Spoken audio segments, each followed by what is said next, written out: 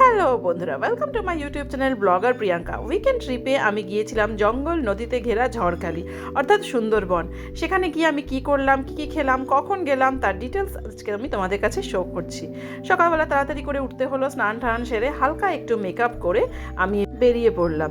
তো ঠান্ডাটা ভালোই ছিল। তো তার মধ্যে দেখো আমি ভ্যানে করে যাচ্ছি, একটু ঠান্ডা লাগছে কনকনে। স্টেশনে চলে আসলাম। স্টেশনে এখনও ট্রেন আসেনি, ট্রেনের অপেক্ষায় রয়েছি।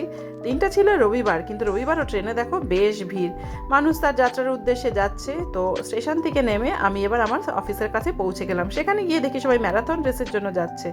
যাই হোক, এই হলো আমার গ্রুপ, যেখানে দেখো সবাই তোমাদের হাই হ্যালো বলছে। আমি গরম গরম চায়ের স্বাদটাই কিন্তু আলাদা। এই মাঝপথে দেখো দাদারা সব টিফিনের আয়োজন করছে। টিফিনে ছিল গরম গরম কচুরি, ডিম সেদ্ধ আর মটর ঘুগনি। যাই হোক, টিফিনটা খেলাম, ভালোই লাগলো। আর পেট্রোল পাম্পে তেল ভরতে এসে দেখলাম একজন মহিলা যিনি পেট্রোল দিচ্ছিলেন। আমি কিন্তু প্রথমবার কোনো মহিলাকে পেট্রোল পাম্পে দেখলাম। তো টিফিনটা সেরে নিলাম, তারপরে আবার আমাদের জার্নি শুরু হয়ে গেল। প্রায় 3 ঘন্টার পর আমরা আমাদের গন্তব্যস্থল এলাম। বন্ধুরা, তোমরা কিন্তু ট্রেন পথে যদি আসো তো শিয়ালদা থেকে সাউথের যে ক্যানিংয়ের ট্রেন হয়, ক্যানিং স্টেশনে নেমে সেখান থেকে বাস বা অটো করেও তোমরা কিন্তু ঝড়খালি পৌঁছে যেতে পারো। তো যাওয়ার পথে আমি এখানে অনেকগুলো হোমস্টে দেখতে পাচ্ছি, দেখো তোমাদেরকেও দেখাচ্ছি। সেই হোমস্টেগুলোতে কিন্তু তোমরা এখানে রাত্রিবাসও করতে পারো। এই যে চলে আসলাম আমরা আমাদের ঝড়খালিতে, যেটার জন্য আমরা অনেক দিন ধরে অপেক্ষা করেছিলাম। তো চলো এবার দেখাচ্ছি সেখানে আমরা কোথায় থাকছি, কি করছি না করছি, কেমন মজা করছি। তো বন্ধুদের, তোমাদের যদি আমার চ্যানেলটা ভালো লাগে তো প্লিজ লাইক শেয়ার সাবস্ক্রাইব করতে কিন্তু একদম ভুলো না। যাওয়ার পথে দেখো দুপাশে জঙ্গল আর রয়েছে অনেকগুলো দোকানপাট রয়েছে। এগুলোকে অতিক্রম করে আমরা জেটির কাছে চলে আসলাম। আর এই যে দেখো জেটি বাঁশ দিয়ে তৈরি, সেইটা ধরে আমরা চলে যাচ্ছি ঝড়খালিতে। আমাদের কিন্তু আগেই একটা বোট রিজার্ভ করা ছিল, ভাড়া করা ছিল অগ্রিম। এই হলো ঝড়খালি ফেরি ঘাট। সেখান থেকে চলে আসলাম আমরা আমাদের বোটে। বোটটা দেখো কত সুন্দর লাগছে, আমি কিন্তু প্রথমবার এত সুন্দর একটা বোট দেখতে পাচ্ছি।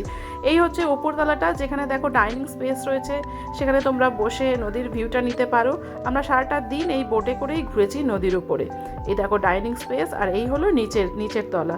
তো এখানে তুমি নিচ দিয়ে নেমে দুপাশে প্রায় 8টা এরম বেডের মতো করা রয়েছে, যেখানে তুমি কিন্তু বিশ্রাম করতে পারো। এক একটা বেডে 2-3 জন মানুষ কিন্তু দিব্যি আরাম করতে পারে।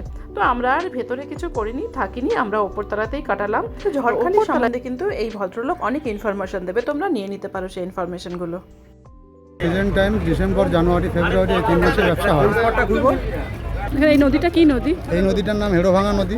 হেড়োভাঙা নদী, আচ্ছা। এই নদীটা মিশেছে গিয়ে বিদ্যাধরীতে। আর এই নদীটা এদিকে মিশেছে মাতলাতে। আর ওই পাশটা কি? ওটা সূর্যমণি খাড়ি বলা। মানে সুন্দরবন জঙ্গল। সব ধরনের জন্তু রয়েছে ওখানে। সব ধরনের জন্তু রয়েছে। গ্রুপটাই কিন্তু কেউই বসে নেই, দেখো প্রত্যেকে কাজে নেমে পড়েছে যাতে তাড়াতাড়ি করে রান্না বান্না হয়। আমাদের আসতে অনেকটা লেট হয়ে গেছিল। এক জায়গায় দেখলাম এরকম সতর্কীকরণ করা রয়েছে, কোনো রকম প্লাস্টিক কিন্তু এখানে ফেলা যাবে না। আর এই হলো শৌচালয়, যেটা কিনা বোটের মধ্যেই ব্যবস্থা করা। দেখো কি সুন্দর নদীটা, কত ভালো লাগছে। আমি ঘুরিয়ে দেখো দেখছি আর বেশ উপভোগ করছি এই সুন্দর প্রকৃতিটা। তারপর চলে আসলাম পাকোড়া নিয়ে। আর এখানে দেখো কি হয়েছে, মটরশুঁটিগুলো সব মিশে গেছে, সেগুলোকে চলো বসে পড়লাম আলাদা করতে। তারপর আমরা নদীটা ঘুরে দেখছি, ফটো তুলছি, নানান রকম সেলফি তোলা হচ্ছে। তো এই প্রকৃতির এই যে আনন্দটা, এটা কিন্তু বাড়িতে বসে পাওয়া যায় না। মোবাইল বা টিভিতে ছবি দেখে কি আমরা এরকম পাবো বলো? তারপর নেমে পড়লাম এই ঘাটে। এখানে রয়েছে একটা কৈখালি আশ্রম, সেটার উদ্দেশ্যে আমরা বেরিয়ে পড়লাম। সামনের গেটটা ছিল বন্ধ, তাই খানিকটা গিয়ে বাঁকা পথ ধরে আমরা এই গেটটা দিয়ে আশ্রমে ঢুকলাম। খুব সুন্দর একটা ফুলের বাগান রয়েছে এখানে, যেখানে অনেকক্ষণ আমরা কাটালাম, ছবি তুললাম। সবাই কিন্তু খুব আনন্দ করছে, বেশ হইহুল্লোড় করে কিন্তু আজকে আমার দিনটা কাটলো। তো বন্ধুরা, তোমাদের যদি এরকম আনন্দ নিতে হয় তো তোমাদেরও কিন্তু মাঝে মাঝে বেরিয়ে পড়তে হবে এরকমভাবে। মন্দির থেকে বেরিয়েই সামনে রয়েছে একটা সরকারি আবাসন, তোমরা কিন্তু এটা আগের থেকে বুক করে এখানে স্টে। বোটে এসে দেখি এই দাদার পা কেটে গেছে, তাকে আবার ওষুধপত্র দেওয়া হলো। তো এবার চলো দেখাই যিনি বোটটা পরিচালনা করছে। এই দাদা অনেকক্ষণ ধরেই বোটটাকে কিন্তু পুরোটা কন্ট্রোল করছে।